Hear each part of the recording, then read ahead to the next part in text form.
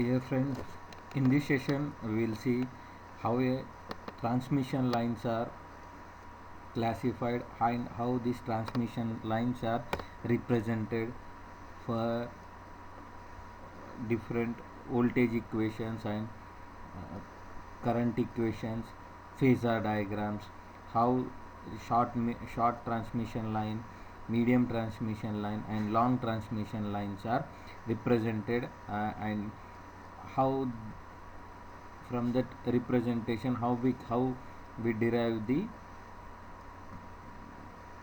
different voltage, power loss equations, efficiency of transmission line can be derived. So now we will see the classification of transmission lines. So transmission lines are classified into three categories: short transmission lines, medium transmission lines and long transmission lines.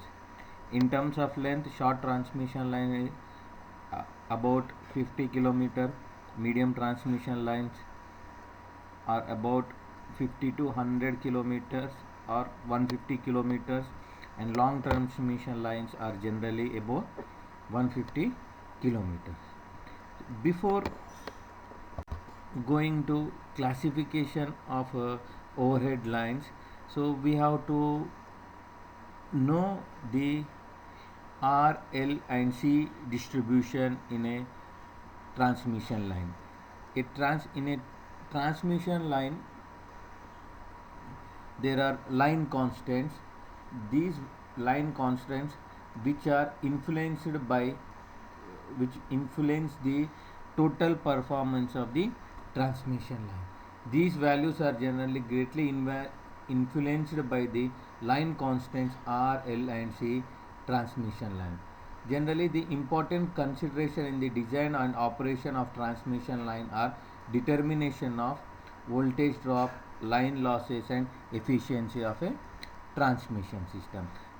So whatever modeling we generally do for transmission line, the purpose is to calculate voltage drop, line losses and efficiency of transmission lines. For example, if we consider voltage drop in a line, that depends upon all the three line constants, that is resistance, inductance and capacitance.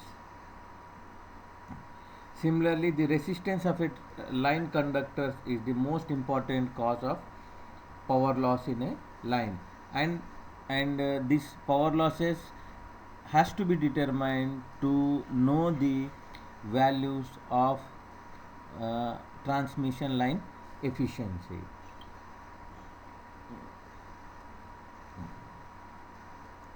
So in this session we'll try to develop formulas for short transmission line, and from these formulas we can find out the line parameters, bus voltage and overall understanding of what is happening in the development of transmission line, short transmission line. Then a transmission line has three line constants R, L and C distributed uniformly along the whole length of line. The resistance and inductance from the series impedance, the capacitance existing between conductors for single phase line or from a conductor to neutral for three phase line, forms a shunt path through the length of the line. So here is the important thing. So generally the resistance and inductance occurs in a series, whereas capacitance will have the shunt path. Therefore capacitance effects introduce complication in transmission line. Therefore we have to require to model all the three transmission lines, short, medium and long transmission line. Depending upon the manner in which capacitance is taken into account, the overhead transmission lines are classified into three categories.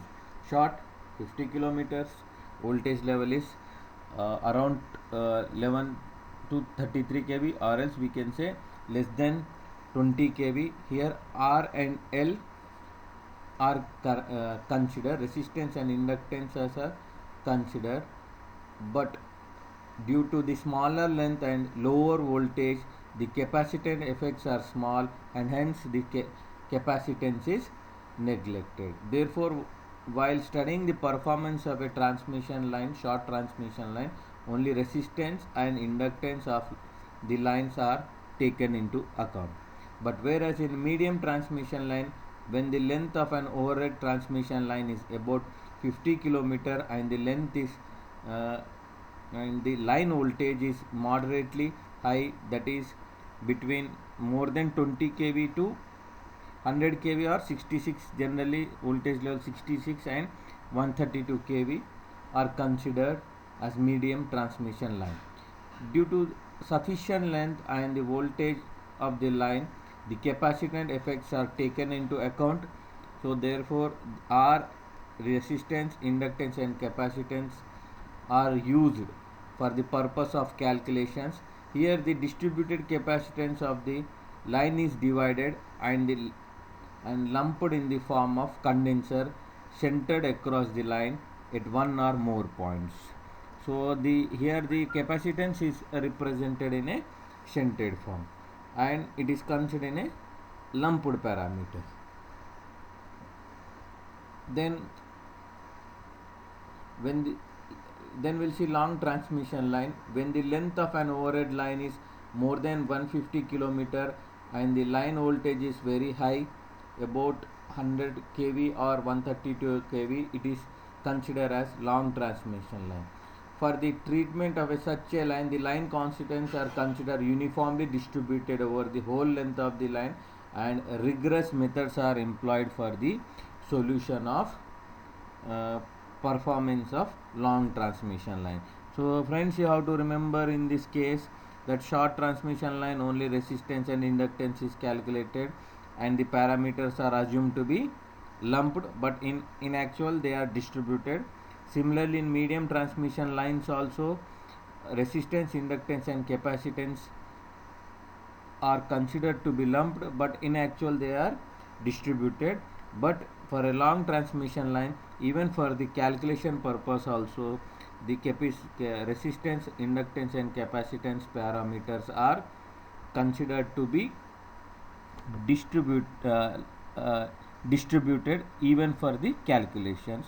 And for calculating for a long transmission line performance, we generally use rigorous method.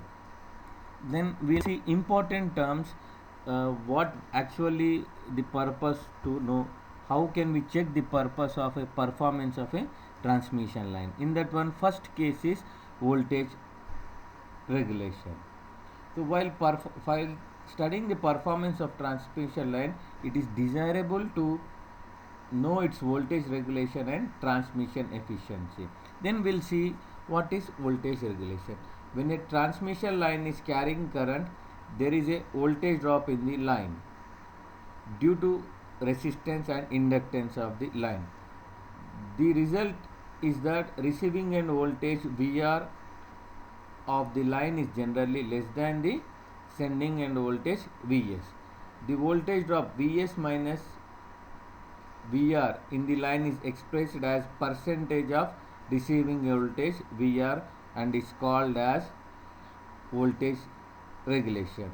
So mathematically, Vs minus VR by VR into 100. So the difference in the voltage at receiving end of transmission line between conditions of no load and full load is called as voltage regulation, and it is expressed as a percentage of receiving end voltage. So we have to remember that voltage drop is expressed in terms of receiving end, percentage voltage drop in terms of receiving end, then it is called as voltage regulation.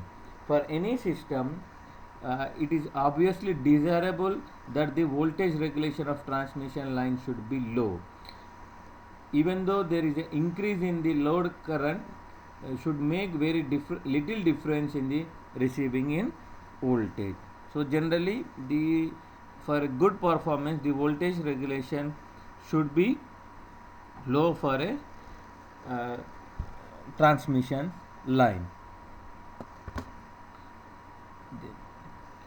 Then another important term, transmission efficiency.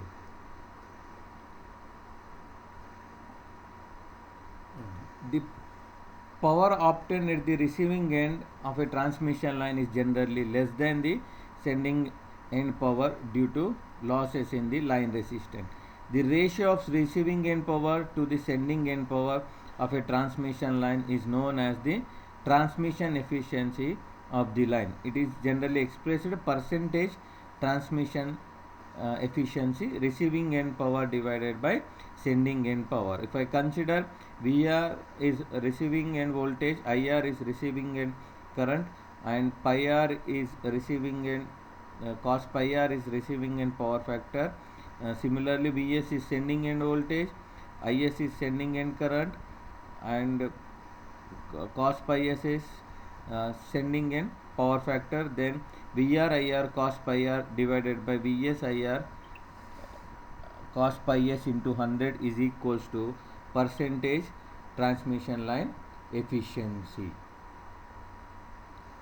Then now we'll see the performance of a short transmission lines. So a short transmission line can be considered a simple AC circuit. So we'll see what a short transmission line is.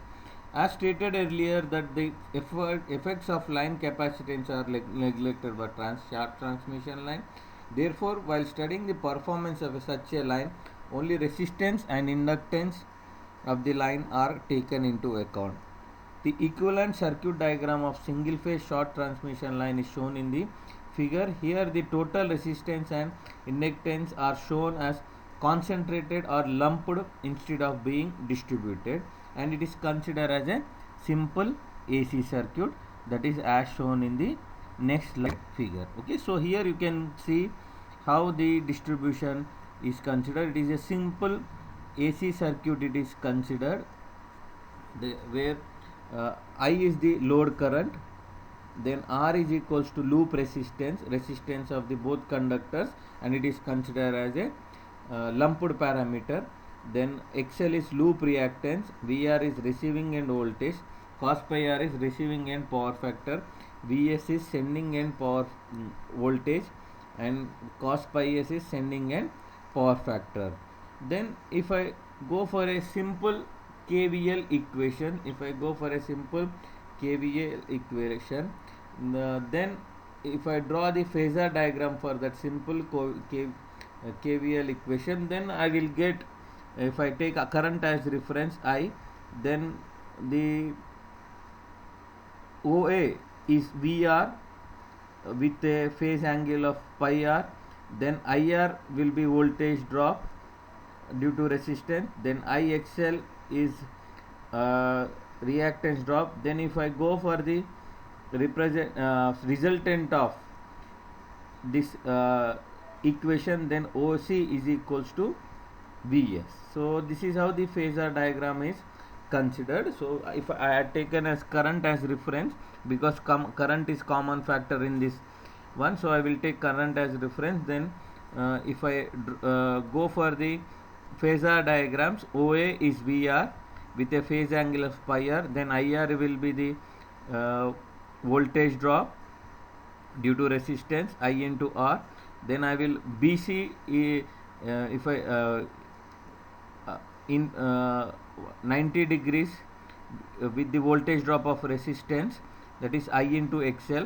Then if I join the line OC, then that will be the resultant Vs.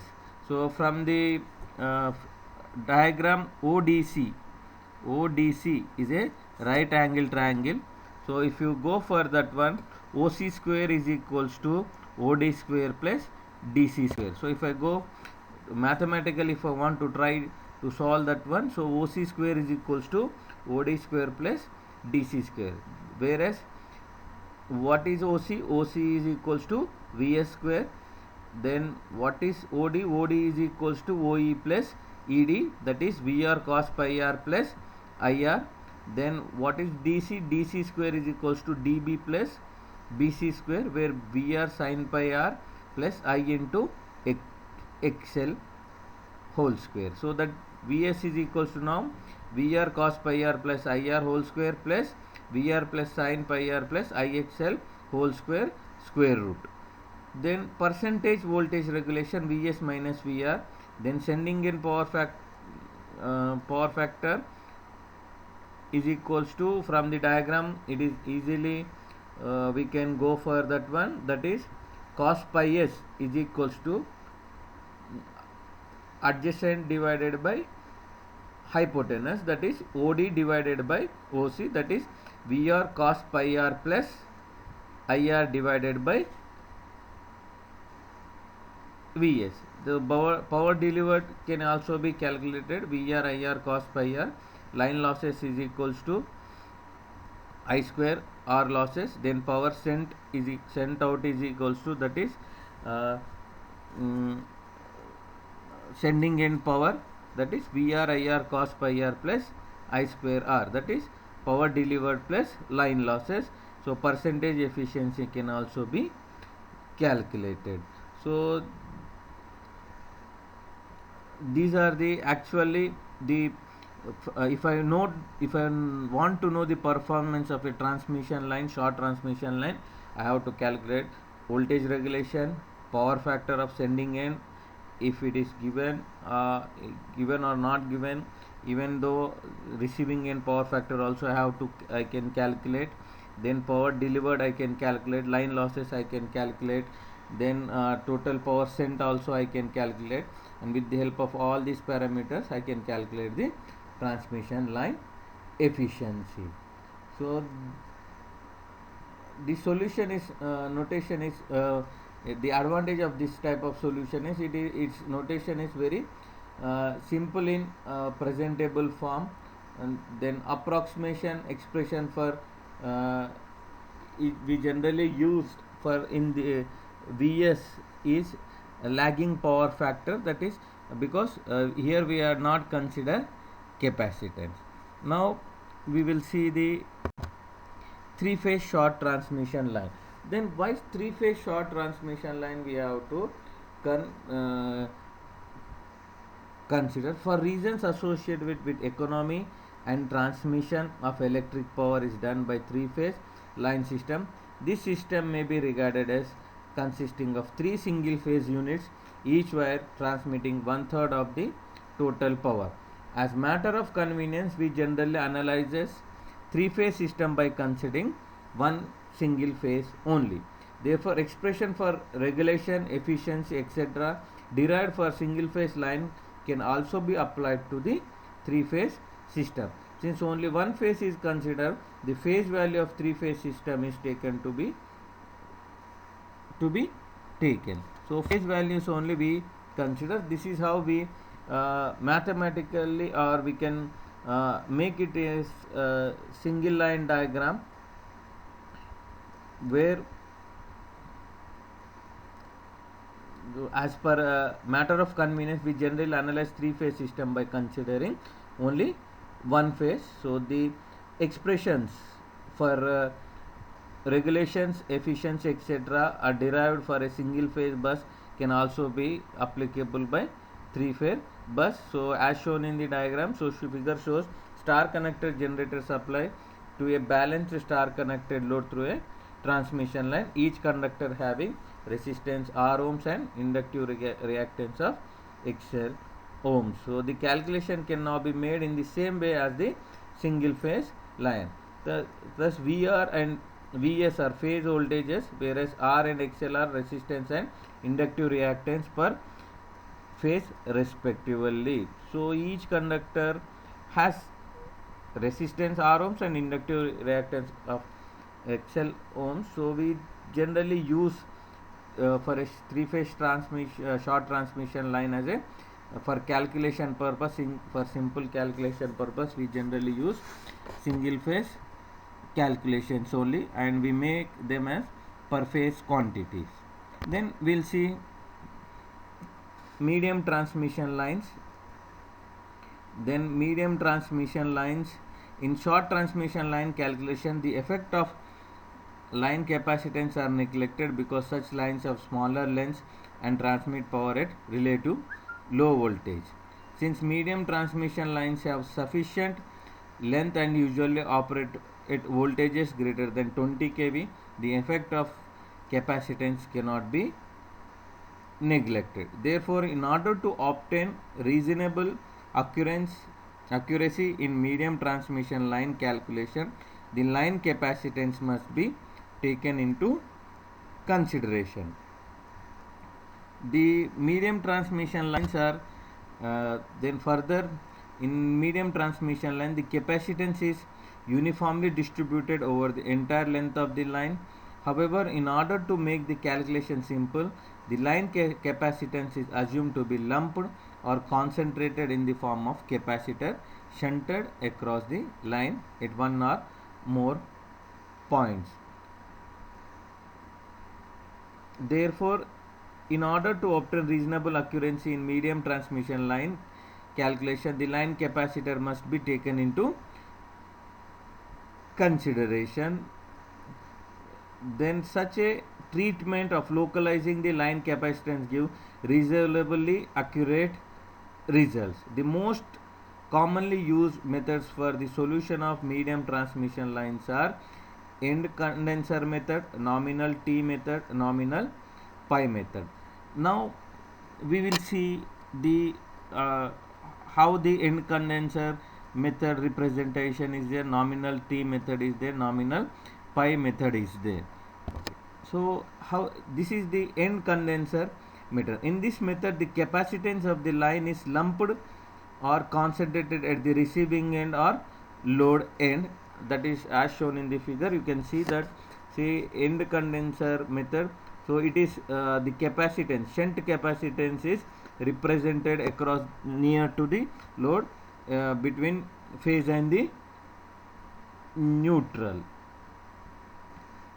This method of localizing the line capacitor at the load end overestimate the effects of the capacitance. Although the end condenser method for the solution of medium transmission is very simple to work out calculation, still it is having its own drawbacks. There is a considerable error in calculation because the distribution capacitance has been assumed to be lumped or concentrated. This method overestimates the effects of the line capacitance. Then we will see nominal T method. In nominal T method, the whole line capacitance is assumed to be concentrated at the middle point of the line, and half of the line resistance and reactances are lumped on either side as shown in the figure. Therefore, in this arrangement, full charging current flows over half of the line. One phase of three-phase transmission line is shown as it is advantageous to work in phase and neutral instead of line to line values. So from the diagram we can see the in nominal T method it is also known as midpoint method, where half of the impedance is either side of the capacitance, that is sending end side and receiving end side. Then in the next method, nominal pi method. In this method, the capacitance of each conductor is divided into two halves, one half being lumped at the sending end and the other half at the receiving end as shown in the figure. It is obvious that the capacitor at the sending end has no effect on line drop. However, its charging current must be added to the line current in order to obtain the total sending end current. So in the nominal T method, impedance was distributed either side of the capacitance. In nominal pi method, impedance is considered, that is R plus JXL is considered whole, but capacitance is distributed in the both ends. So two capacitors will be there. One is from from the end of sending end, and one is with the end of receiving end. Then in this case, receiving end and sending end. In sending end, it may not cause any voltage drop changes, but its charging current will affect the overall calculations of the voltage profiles, current profile, and power factor. Then we'll see the long transmission line. It is well known that line constants of transmission lines are uniformly distributed over the entire length of the line. However, reasonable accuracy can be obtained in line calculation for short and medium lines by considering these constants as lumped. If such assumption of lumped constant is applied to long transmission lines, it is found that serious errors are introduced in the performance calculation. Therefore, in order to obtain fair degree of accuracy in performance calculation of long transmission lines, the line constants are considered as uniformly distributed throughout the length of the line. Rigorous mathematical treatment is required for the solution of such lines. So this is what is the representation of long transmission line. The figure shows the equivalent circuit of a three-phase long transmission lines on a phase neutral basis. The whole line is divided into n sections, each section having line constants 1th of n those of the whole line. So n sections are divided, each section is having nth value, means if total resistance is R, then one section resistance will be R by n. If impedance if reactance is XL, then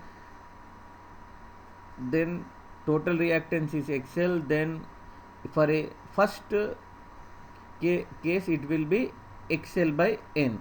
So similarly we can represent in the form of susceptance B and leakage conductance G, so which are shunt element. The following points may be noted in this arrangement. The line constants are uniformly distributed over entire length of the line, as it is actually the case. The resistance and inductive reactance are the series elements. The leakage susceptance B and leakage conduction G are shunt elements. The leakage susceptance is due to the fact that capacitance exists between line and neutral. The leakage conductance takes into account the energy losses occurring through leakage over the insulators or due to corona effect between the conductors. The leakage current through shunt admittance is maximum at sending end of the line and decreasing continuously as the receiving end of the circuit is approached to 0. So for calculation of these values we generally go for rigorous method. Transmission line, long transmission line parameters, one phase and neutral connection with impedance and shunt admittance, will go for that one, and we generally go for the rigorous method. So friends, in this presentation you have to observe the difference between the representation of transmission lines, short, medium and long transmission line. So for calculation of purpose, short and medium transmission line we consider as lumped parameters, but for the calculation of long transmission line we generally opt for the distributed parameters, that is as shown in the respective figure, and the values for long transmission lines are 1/n of all the total line, and this solution for this long transmission line can be achieved with the help of rigorous method that we will see in the later session. Analysis of transmission line, you can have this one rigorous method. In this method, one phase and neutral connection of three phase line with impedance and shed admittance of the line uniformly distributed is shown, and we will go for the mathematical equations with the help of KCL and KVL differential equation. We will go for this one, and we will try to get the equations for transmission line performance mm, in terms of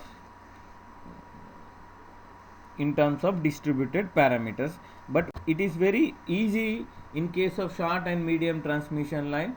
The error of calculation with the help of lumped parameters may be around 10%, but for a long transmission line the error may increase. That's why we doesn't calculate in lumped form, we generally go for distributed form. So I hope you understand the representation of short, medium, long transmission line. Thank you very much.